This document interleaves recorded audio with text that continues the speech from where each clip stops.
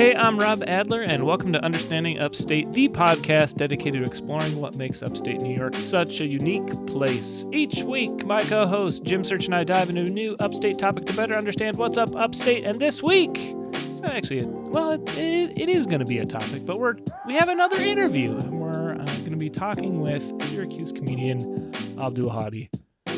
Awesome. Pretty excited for it. It's going to be a great conversation, Jim. What are your anticipations? Well, he's a great dude, really funny comic. I had an opportunity to work with him last year at Stellar Presents, and he was down here in New York for a little bit, doing some mics and whatnot, and we were running around. So, great guy, very funny. Looking forward to hearing what his story is all about and having some questions about what Syracuse comedy is all about.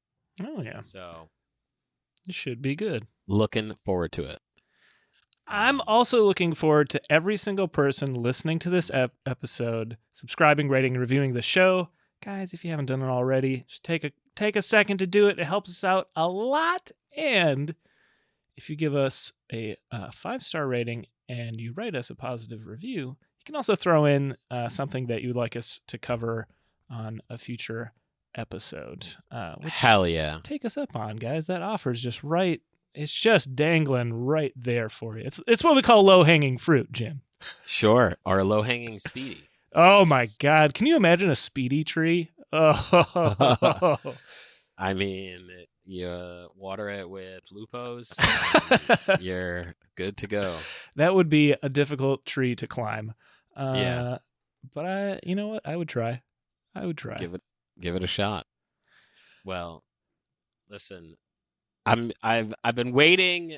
What's today? We're recording this on a Wednesday. I've been waiting since Friday to make this Upstate update. Man, if you were a speedy meat marinating, you'd be well seasoned. I'd be ready. Yeah, you'd be ready to roll, man. Yeah. But I'm but a man. I'm but a Binghamton man. That is all I am. Well, without further ado, let me get this Upstate Update song out of the way so we can get into it. I put in a little pause there for dramatic effect. I hope it landed. Yeah. It resonated. Because this is a big one. This is a real big one. Huge. This is big. This is really fucking cool, man. And I'm so awesome. This is so awesome to make this announcement.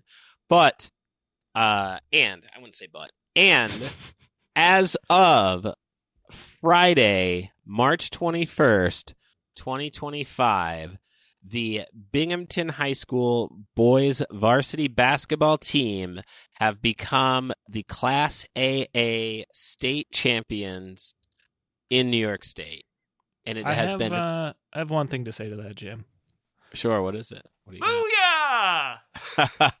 Booyah! There it is. There it is. I know you were Speedy Freaks and Rattlesnake Pete's were waiting for it, and there you got it, man. But it happened. It's been 40 years since the last time Binghamton won. They beat Niskawana. I heard it so many times. I watched the game. Niskayuna. There it is. Niskayuna Silver Warriors. Binghamton beat them 75-61 in double overtime. Wow. Rob, wow. Double fucking overtime. That's game, intense. It was fucking intense. I was sitting at an open mic, and I had my man Donald updating me real time because he lives in Binghamton. I was like, yo, you got to text me the score, da-da-da. And he's texting me, and he's just like, overtime. I'm like, they're fucking going to lose. This is gonna not go well, man.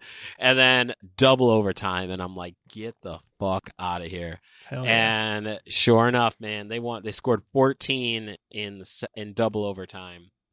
And I mean, I forget the kid's name. They're gonna kill me. But 2 free throws sent it into double overtime. Wow. The level of discipline in ice water that is in one's veins, sure, is got to be incredible. But I want to say a big shout out and congratulations to those kids, man. They laid it all out on the table and they fucking did it, and it was such a dope vibe to witness. And, there's going to be a parade tomorrow. Oh, my God. Jim, we just had parade day. There's going to be another one? Two parades in the month of March. And can the city of Binghamton handle that, Jim? I'm gonna be there for it because tonight is Stellar Presents. So I'm gonna be in Binghamton. So now we're jumping. I know we said we're recording on a Wednesday, but now we have teleported forwards 2 days. It's actually Friday now. So Stellar Presents is tonight, Friday. You didn't miss it. It's tonight. Yep. I'm bending the time continuum right now and letting you know that tonight I'm going to be at Stellar Presents, and then tomorrow is the parade for these kids. It starts at noon on Main Street in downtown Binghamton. I'm going to be there front and center. It's going to be such a dope experience to be part of, man. So next episode's Upstate update will be 5 hours long. It's going to be... It's gonna be the episode. I'm gonna be honest with you because you got Stellar Presents. I'm updating y'all. Although I shouldn't have to update everybody because you should be at the show. That's true. You should have you should have lived it. I don't need to tell you about what's going on. Mm-hmm. But it's gonna be the show Stellar Presents, and then it's gonna be the update from the parade that's gonna be happening on Saturday. Yeah, it's something that's been 40 years in the making, man. I mean, shit. King Rice was in the fucking in the crowd, and if you know anything about our podcast and listened, we have talked about him quite extensively as he was part of the team that won 40 years ago to bring home that title. So, folks, buckle in because we're doing a whole lot of Binghamton shit. Oh, ain't nothing but some Binghamton shit happening here, baby. Well, we got to get to some Syracuse shit, Jim, because I just got a notification that Abdul Hadi is in the waiting room. So we got. He's waiting. He's waiting. So should we get to our conversation with Abdul? Oh hell yeah! Let's get in there. Let's do it.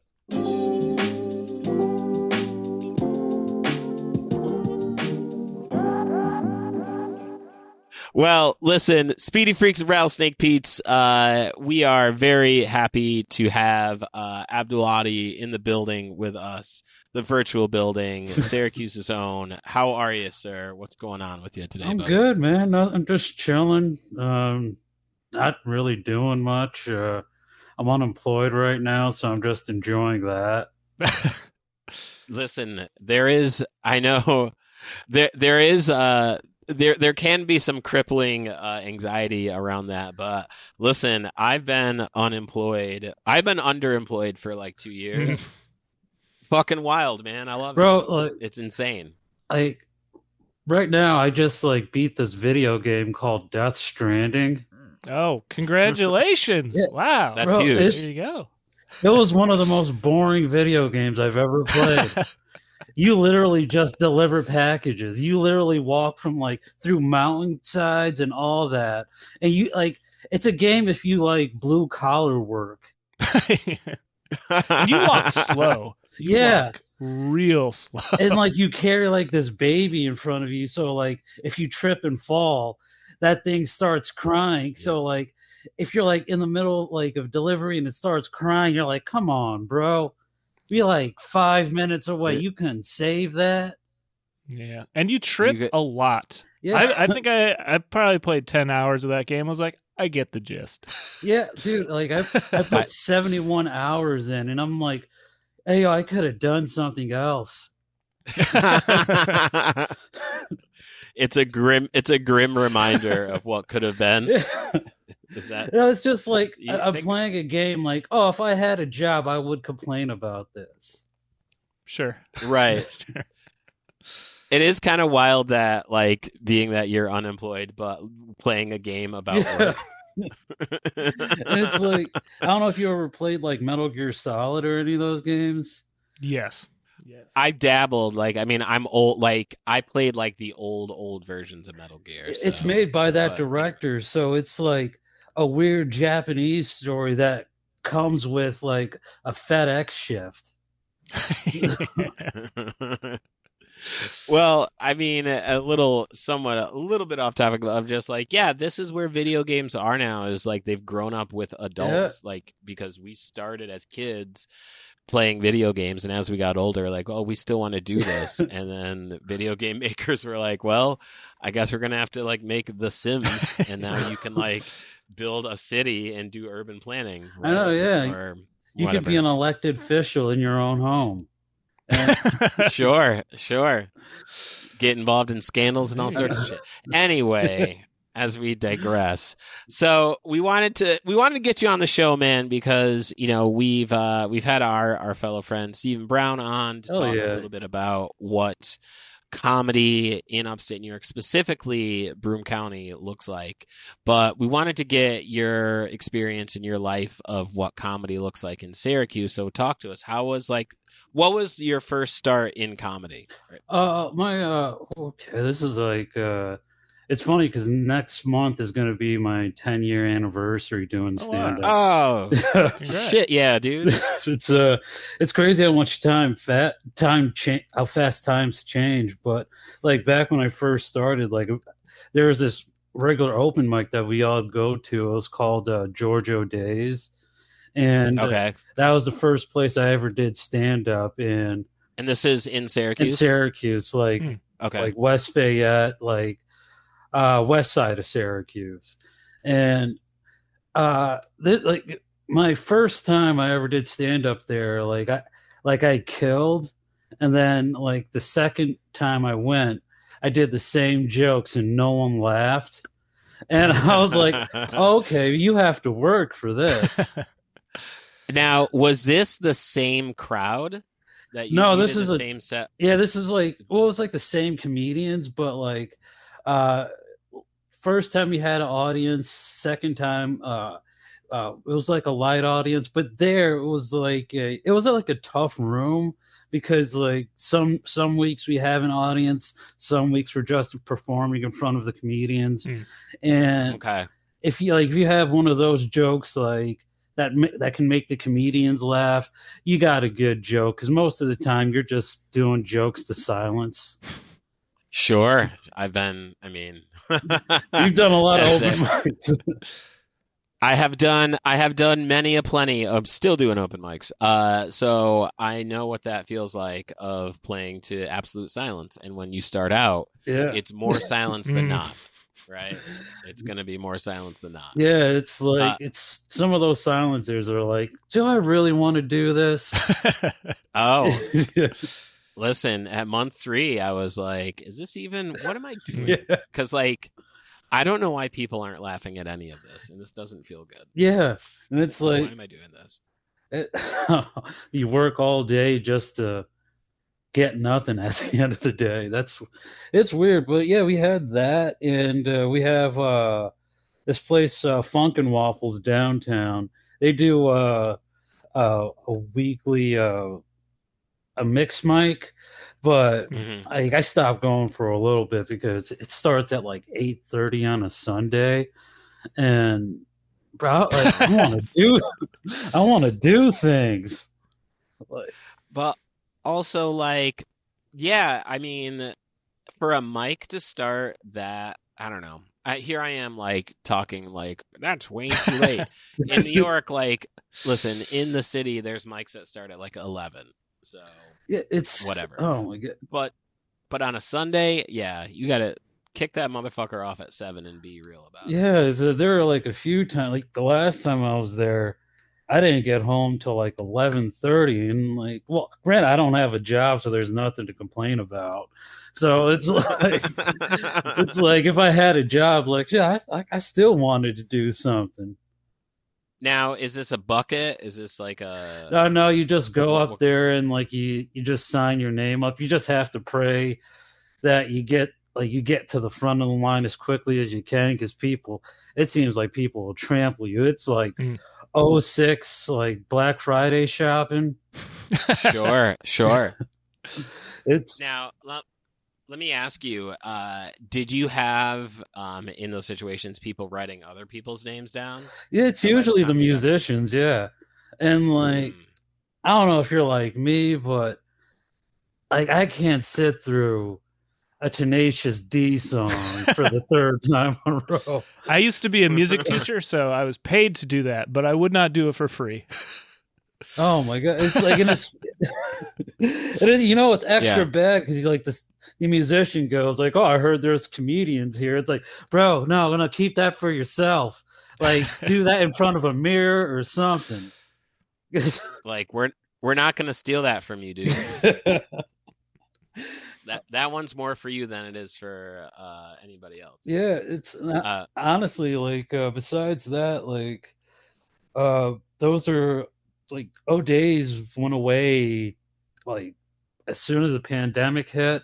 That was one of the first mics to go away, and we had like some pop-ups here and there, and that don't really last too. Like we have a great community. It's just that as soon as we start a mic, it's like, okay, like when does the time bomb start? When is it like, okay, we have a mic here. When is it going to be over with? And like, interesting. Yeah, it's like I ran a mic here, and unfortunately the bar closed down, so it lasted like 7 months. So like, yeah, right now Funkin' Waffles is our like longest reigning mic that we have. I was going to ask you, were you running a weekly? Were you running a monthly? It was a monthly. Or a monthly mic? Yeah. And interesting. It's like we do have like a lot of we do have some great comedians, and we do have a lot of duds here. Not gonna lie. You're a straight shooter, Abdul. Oh man, my dad told me to be honest. So. And especially about people who suck. Because there was a few times like I don't know if you ran a mic or like a show. I know you ran a show. But... I did. So I did. I ran a mic. I kind of like inherited it. I was like maybe, 6 months in, and the mic that I started at, the dude who ran it, like, I don't know, quit, left, whatever. And they were like, "Do you want it?" And I was like, "Okay, cool." So then, like, I was running a mic. I didn't it didn't last too long because I was just like, "I don't want to do this shit." Like, I bet there was like a few times where, like, after you heard like some of the same jokes, you're like, "I could have just stayed home, bro." Yeah, or that. Or did you think that through? Or like, did you write it? Did you write it down? Like there's like a 7:20 matinee I could have caught. I'm over here listening to the same jokes you did last month. Hey man, there was a guy who used to, and I shit you not, there was a weekly mic here in New York, Bar 82. And this dude would show up every week and had a notebook, and he read the exact same 5 minutes word for word. It was wild. Yeah, man. That's like an art performance over time. Yeah. I don't know. It's a very, very Andy Kaufman. Yeah. Like, oh, it makes me consider getting like my open carry license, man. just shoot people off. That's dark.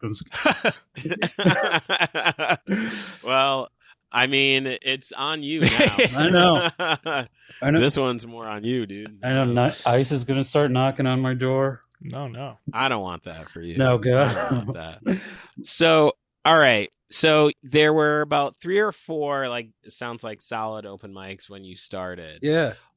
When did you start getting like into booked shows, or like when did you start getting like, is there like independent shows? I don't know a lot about the Syracuse scene, so. Yeah, there's a couple, not as much now, but back in the day there were, and I think like, I can tell you exactly when my first show was. It was April 16th, 2026, because it was the year after I started.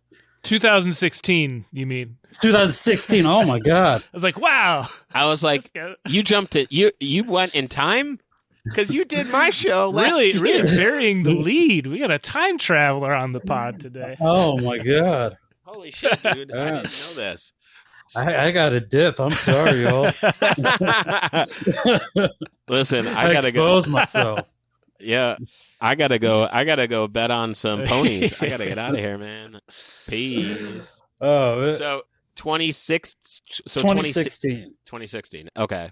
And yeah, it was a local show, and it's my first ever show, and like it was like still being new. I think I had a decent set, but like yeah, it was we don't really have that much anymore. Like I'm traveling either with other comics or like by myself to other places for stage time. Right. Right. Interesting. Where so there was a lot of open mics and not a lot of like booked shows, like independently run shows. Yeah, like we didn't really like, have a lot of book shows. When we did, it was very sparingly, and like there'd be times where like we had like a good stretch of like, okay, these are good monthly shows, and then all of a sudden, like, oh, the producer doesn't want to do them anymore, and like Been that's there. what it sucks. But it's like when you're in a town in Syracuse where you feel like you're already like biting at the bone. There's no meat left. It sucks. Well, I would think, and this is this I'm interested to learn more about it, but like you have the club, right? Yeah, we have the club, and there's like the Clash and everything. And I don't really like doing bringer shows. That's just Yeah. No. Yeah. yeah. It's like I put my friends through enough, And I remember there was this dude, he was older, man. I don't know, he's probably in his like late 50s, early 60s at a mic. And I remember he was talking about somebody trying to get him to do a bringer. And he was like, I'm new at comedy, but I'm not new at life. Like, so you want me to like bring people to you take all of their money and I don't get any money yeah, at all. It's That's the plan. All right. it's like it's like scratching the worst lottery ticket ever. It's so bad. It's like I have nothing against burger shows. I have friends that like that's what they do, and it's just not for me. I don't like bugging people. Well, I have a very fiery take on the world of bringer shows. I have a lot against them. One, Oh, dish girl. tell me, girl. Tell me all about. It's also not. I mean, I'm going to truncate it because we're interviewing you. It's not so much like the gym search. Jim, I'm going to cut everything out that you say, so don't worry about it. Yeah. It's fine. It'll be like, well, you should cut it. You should cut it right after I'm like, I have a lot to say, and then cut to Abdul. That would be great. They're like, wait, what the fuck? It just cuts to a PSA. Like the views of bringer shows are that of Jim Search, and not reflected anything of understanding Upstate. Well, I'll cut it short. I think they're pretty predatorial, and I think that it diminishes the quality of what a comedy show should be because anybody could do a bringer show. If I've never done comedy before and I have 10 people that want to buy 2 drinks, now I'm a comedian. Well, what type of show are we really running here? So, cut it to the point. That is called crystallizing your point, folks. All right. Yeah, so that was perfect. I try, man. I try my best. So you cut your teeth on the open mic scene in Syracuse. So how long was it before you were booked? Right, because you said 2016. You started. Yeah, I started 2015, the year prior. My first year, I was on and off my first year because my grandma was passing away that year. So there were times where like, oh, I'm gonna stay home because she needs me, and then like after she passed away, that's when I like got into it full time, and then eventually, like in April, that's where I got booked to my first show. Where people were like, "Oh, he's funny enough to let's put him on a show." Right. Okay, I like they're like he's funny enough. Funny enough is that's the goal for me. It's the goal I strive for. Yeah, just you'll pass, you'll do. But yeah, I'm here to say you are very funny. I appreciate you, I will man. say you're a very funny dude. Having had the opportunity to work with you and see the jokes you got, Likewise, man. I appreciate that. All right. So after you're booked, right? Where do we go from here? What does your career look like after that? It was like I tell people that like I started like in 2015, but I really didn't get my act together until like I went to rehab and everything because like after my grandmother died, I like went through like a really bad like depression with like drugs and alcohol, Mm. and I through it all, I was still going to open mics and getting books, and I didn't really have anything planned. Mm-hmm. And as soon as I got out of rehab, like that's when it started clicking. Like, oh, I could actually get pretty far with this if I just start like locking in. Sure. Yeah. And then yeah, ever since then, it's like since like 2018, it's just been like just a slow climb to the top because I really want to learn as much as I can. Right. So then let me ask you, what does locking in look like? Is that doing more mics or like It doing more mics, like getting up as much as I can, and like that's another thing that sucks about here is because our only mic is on Sunday, which is the Funk and Waffles mic. So in between, it's like I'll like drive an hour and a half to different mics just to do like 8 minutes of stage time. sure. That's like like even though it sucks to say like saying all that, I love doing that. Just Interesting. getting in my car, like just listening to music, listening to like whatever I can, and just knowing that like oh I'm about to have a decent time for the next hour and a half. That's what I'm interested in, right? Because my experience of starting comedy is very different in that I mean I started in New York, right? So like Yeah. it was doing 3 mics a night, right? Doing Yeah. 4 mics a night. That's not uncommon, so to hear like an hour and a half drive to somewhere to do 8 minutes is pretty crazy to me. Yeah, I remember. I remember like before I had my car, I would take if I was booked on a show in Rochester, and I would just like get a Greyhound there and back for the show. Wow. And Wow. in hindsight, like I won't do it again because just Rochester after dark. You're like, get me out of here. Yeah, I was just working up there actually Yeah, last month. I was at the Carlson. hell yeah. And luckily like I know people in Rochester, so I was like I'm not feeling too too unnervy. But yeah, it goes down there. It can happen. Um It's it's a place. That's all I can say. it's the 585. We've talked about it at length here on this We show. Are there like cities or scenes that you and other Syracuse comedians are where you're a part of those scenes as well, or is it like casting a pretty wide net and you're going to a lot of different places? Like, are there some main hubs? Right now I usually go to like Cortland or Binghamton because that's like the closest, or like Rochester sometimes. Mhm. But I try to go everywhere: Buffalo, Rochester. I try to hit up all corners of upstate. Interesting. Oh yeah. So where once you started getting, because you were getting booked on the, I'm going to call it on the road because it's not in Syracuse, Yeah. right?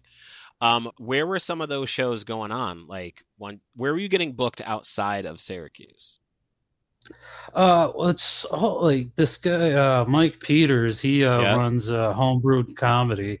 He like he's been booking me like since he started that. So like Endicott, Binghamton, places like I've never even heard of. Waverly? Have you done shows in? Yeah. Oh my God, that 2-hour drive. It's all like I own a 2002 Honda Civic, so That was like Wow. 2-hour drives. I'm like, oh, this could be it. Like, I might be living in Waverly.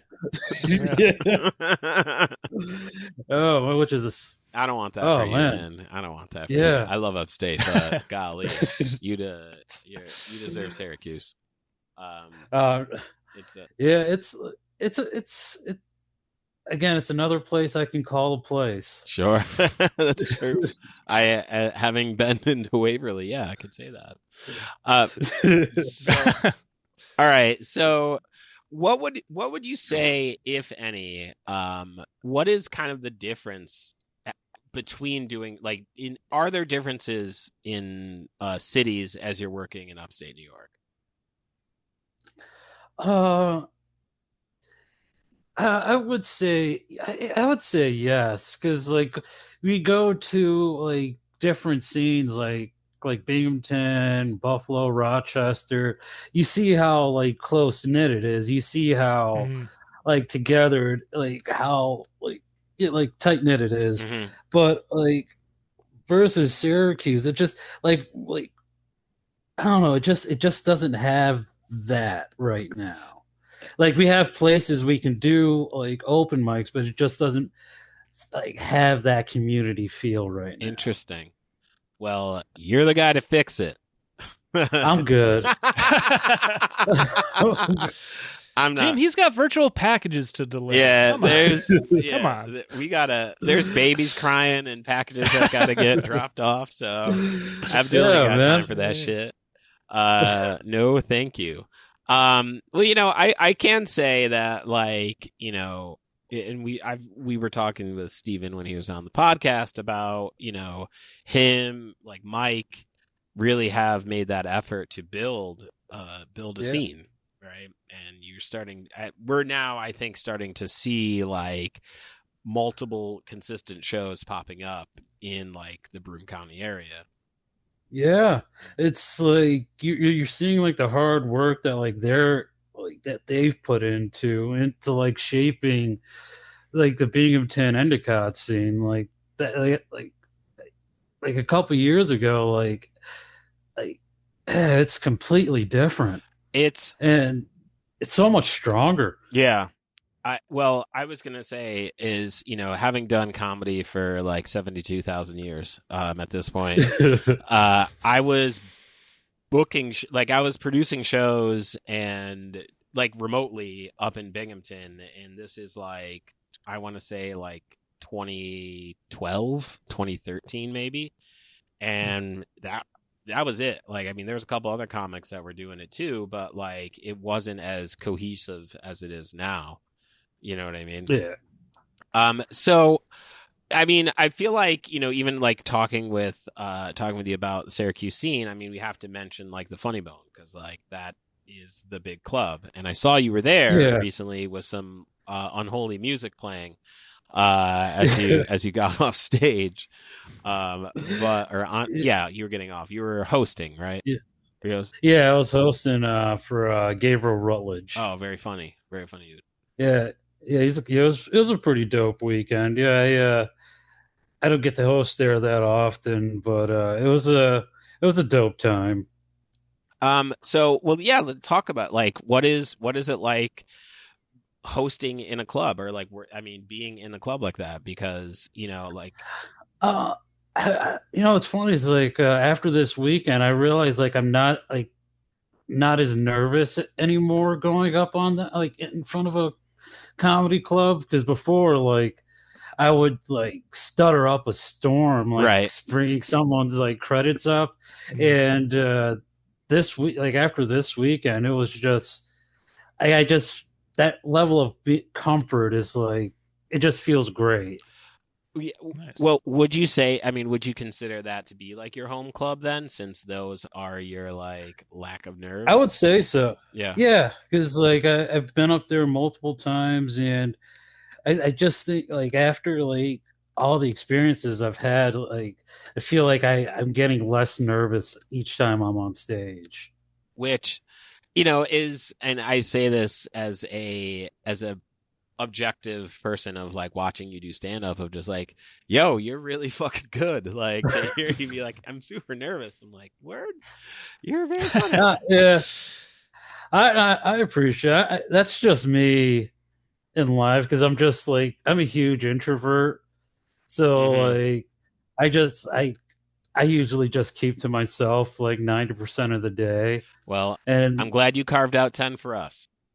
Yeah. Because boy, this would be a long 45 minutes if you decided to not tell us about your just life. do it from my bed. Just like I'm glad you decided not to. I appreciate you giving Understanding Upstate the respect we deserve here on our fair show. Oh man, it's always a pleasure seeing you, man. Yeah, man. Likewise. Yeah, it's no, but like the Funny Bone, it's I don't know, it's like when I first started, it was like every time I was in there, just watching my friends perform and all that, it was just like fuel of like, oh, I want to see myself up there. Sure. And it just like working my ass off, like and to the point where I'm seeing results, and I'm happy with my growth. That's great, man. And Good. you should. I mean, you're a funny dude, and you're putting in the time, and that's really.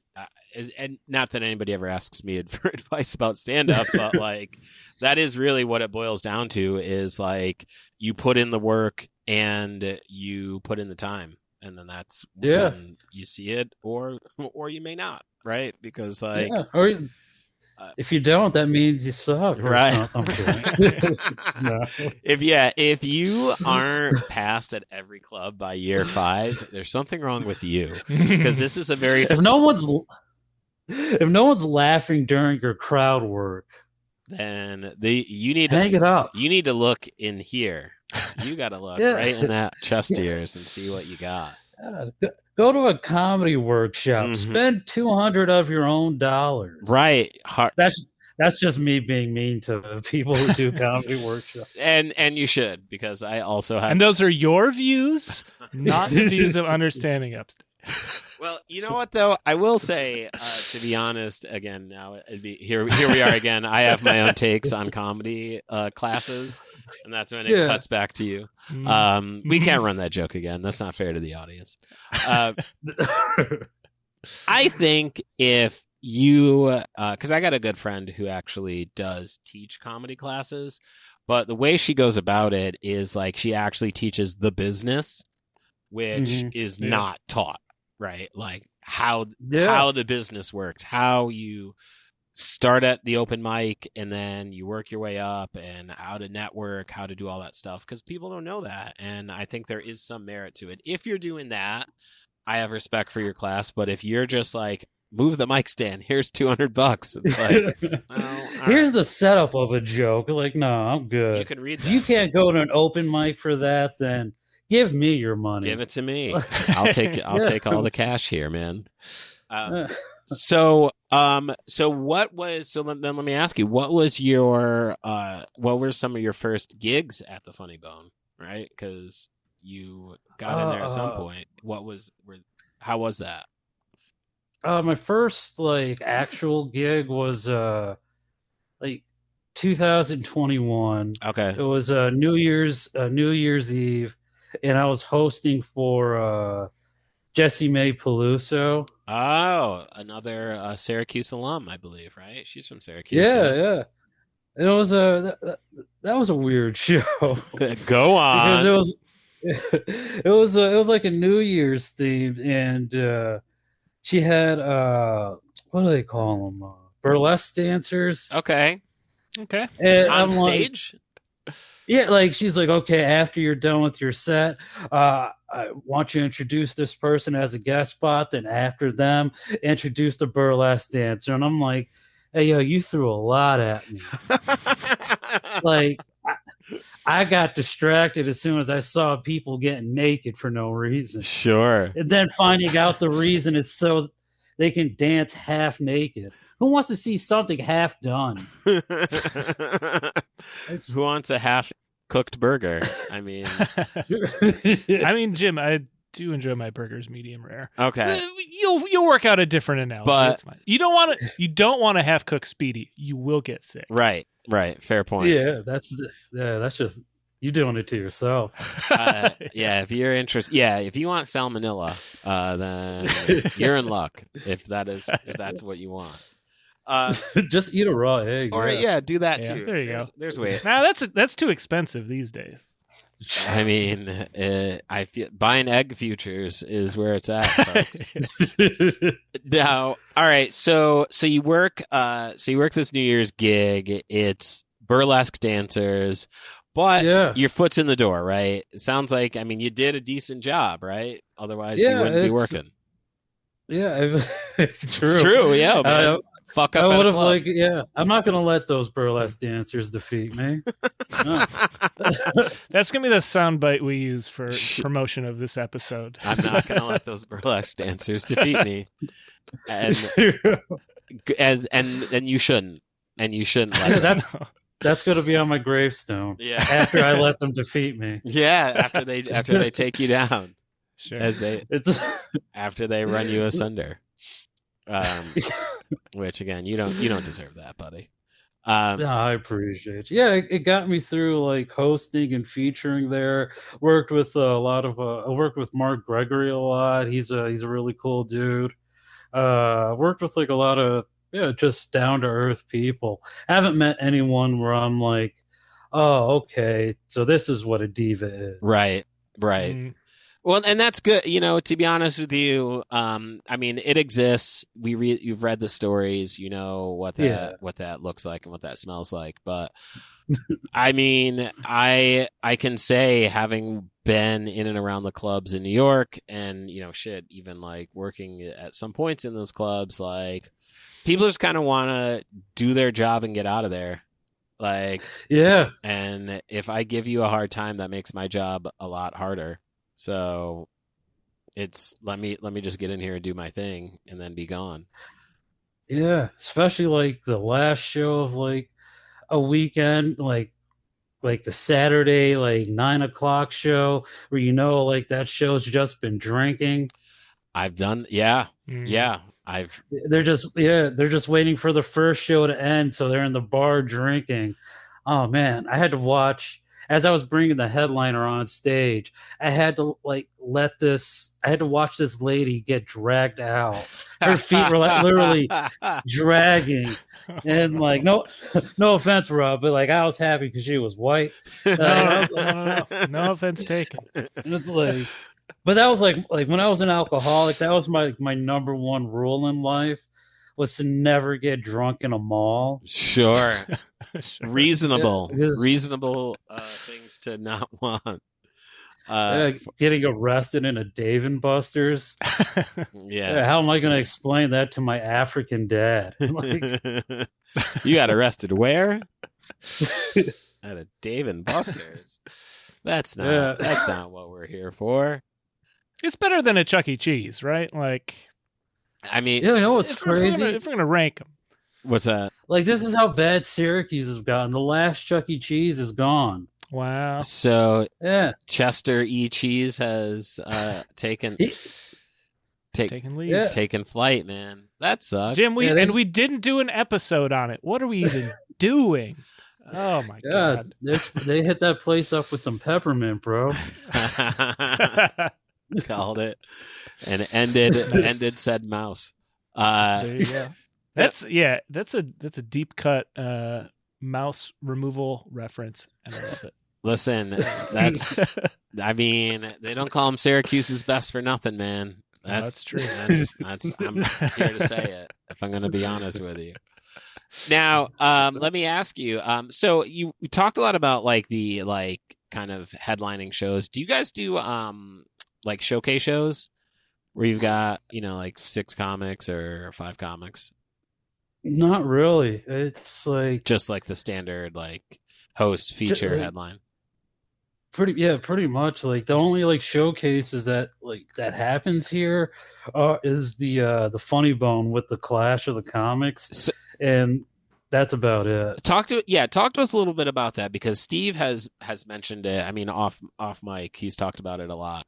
But for listeners who may not be familiar with Clash of the Comics, talk to us about it. It's another bringer show. It's I think you have to bring like 10 people, and as an introvert, that's too many people. No, that's 10. That's a lot.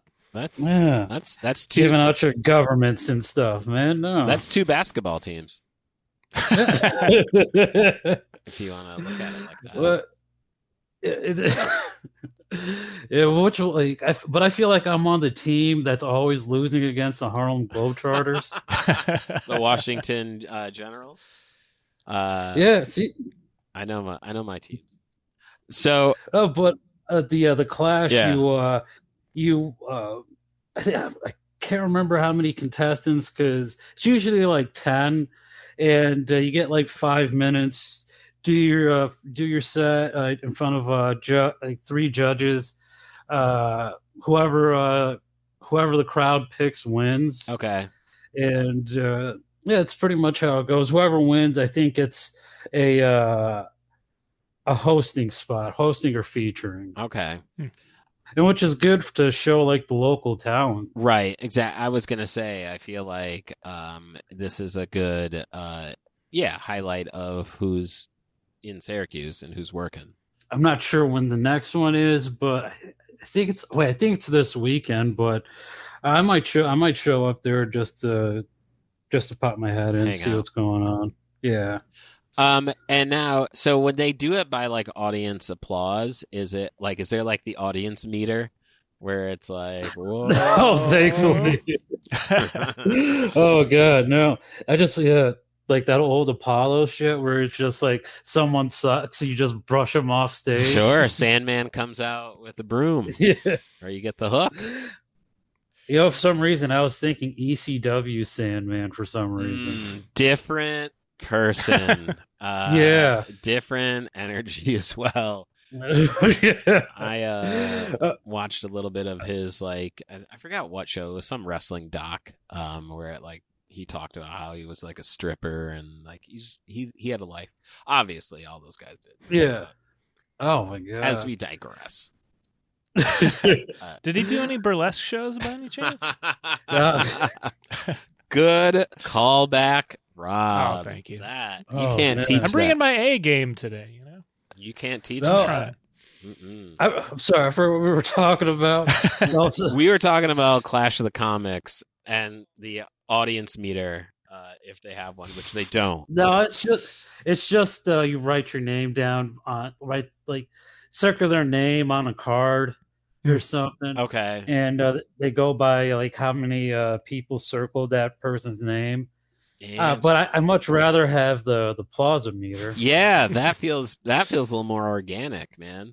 Yeah. Right, because you can certainly rig the ballot there, and also if you bring like 40 people, yeah. Dude, I had a friend who brought like 67 people. Wow. And it's like, dang. Bro, like that's probably the most the mall's ever gotten in a while. So therein lies like what I was saying before about like a comedy show. Like, yeah, if you bring 60 people, then you are the best comic of the night.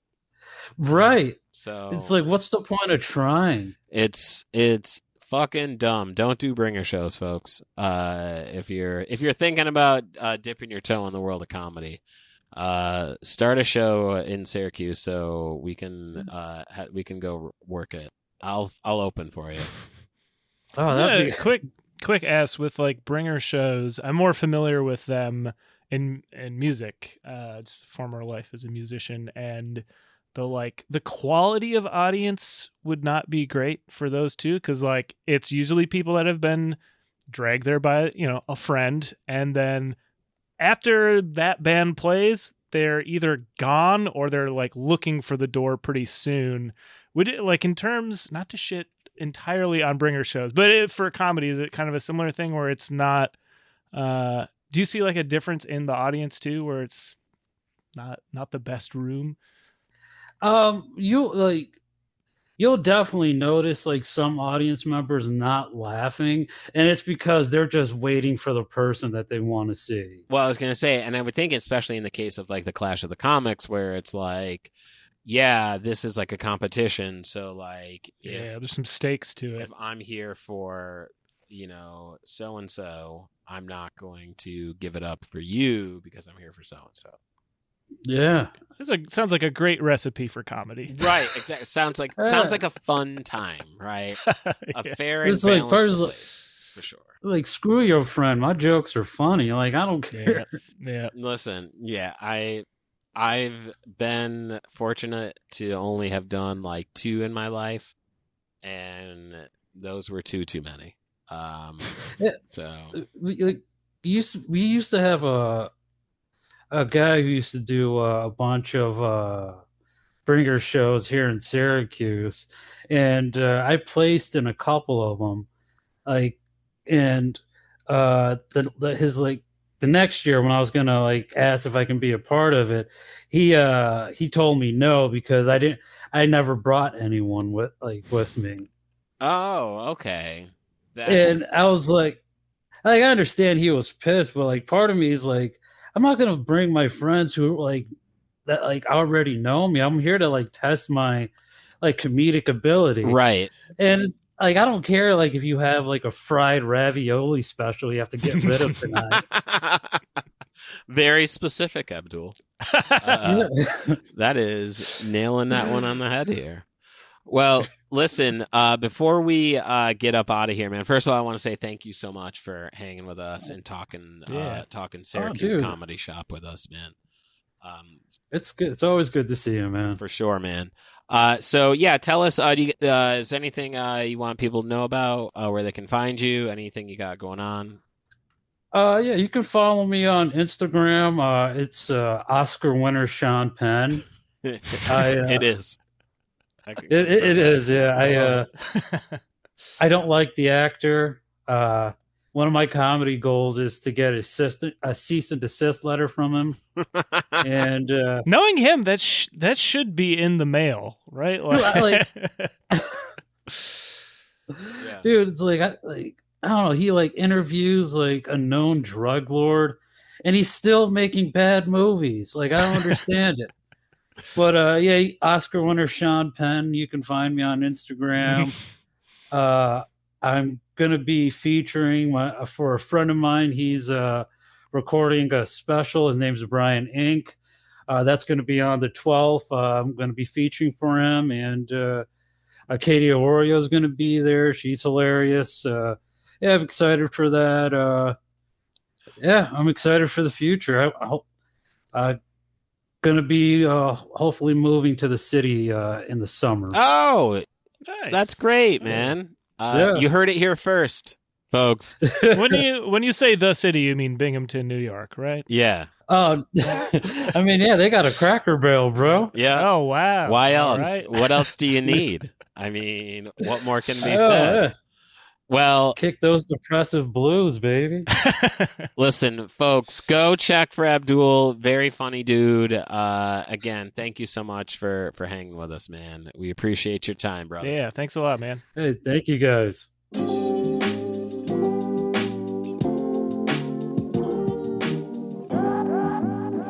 What a great interview, man. That was a lot of fun, man. I had a great And time getting to chat with Abdul. That was And fantastic. he's the best, man. I'm really happy for him and the big jump he's making to the city.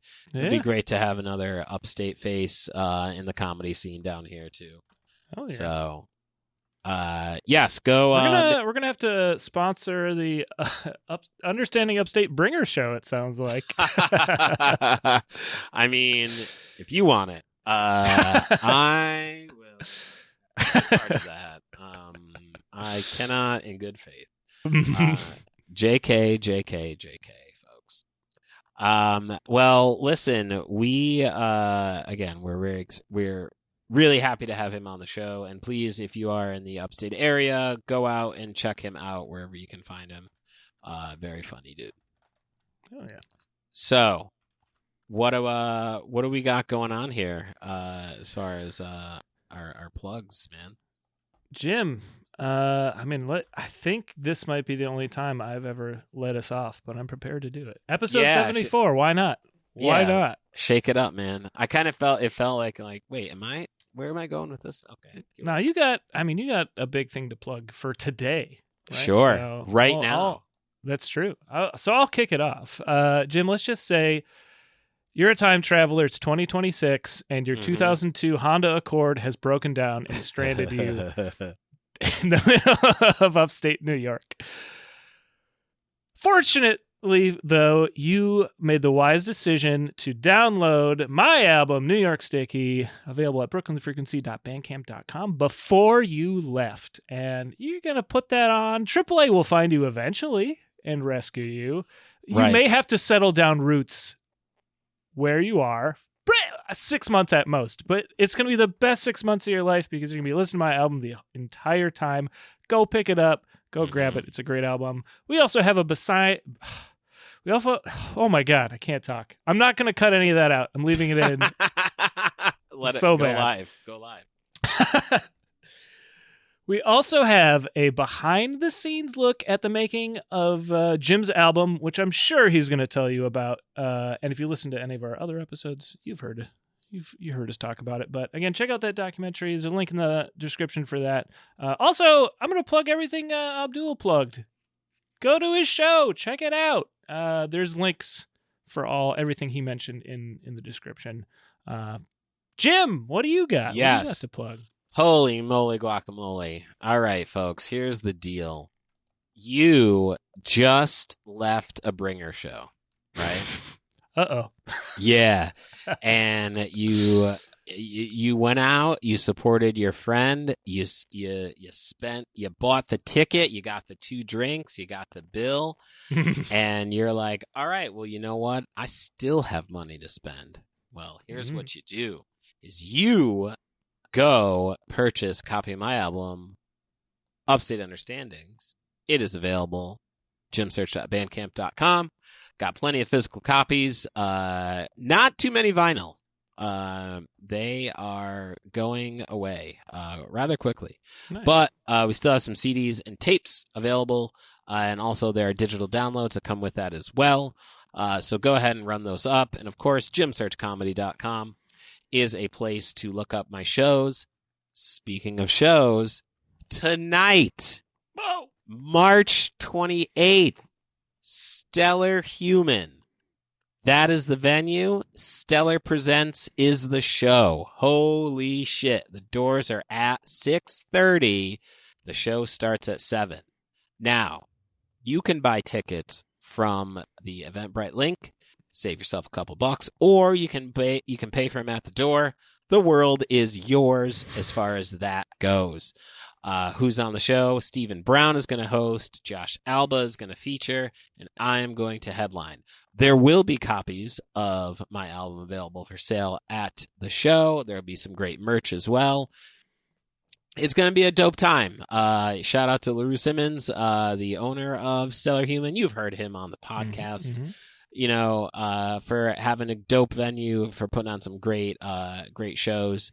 And now we can bring Stellar Presents back to y'all one more time. So come to the show. It's going to be fun. I don't want you to miss it. There you go. Hell yeah.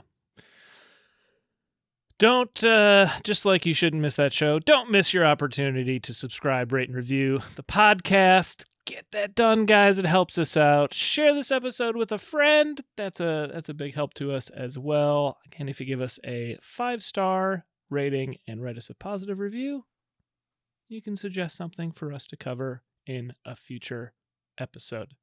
So do it. Yes. Go get it. Jim, speaking of future episodes, what is next week's? Do you have a hint for what we're going to be talking about next week? I would say buzz is going to be the word. Oh, my God. Jesus, you should go into comedy, Jim. I mean, I'm thinking about it, man. Fuck it. I'm going to do it. What else do I got going on? Hell yeah. There we go. I'll fucking try stand-up. Let's give it a shot. Let's do it. Well, let us know how it goes next week. Yeah. Let you know how my first foray into stand-up comedy goes next week when I try Stellar Presents. Well, Jim, let's see if my pun is as good as yours, and I bet you it's not. We gotta get out of this episode, which means I gotta give us a silly closing pun. Are you ready, Jim? I think so. I hope so. Well, if today's episode is any indicator, I have a lot to learn about comedy, and I need to go sign up for some comedy lessons. Jim, let's get on out of here. Bye.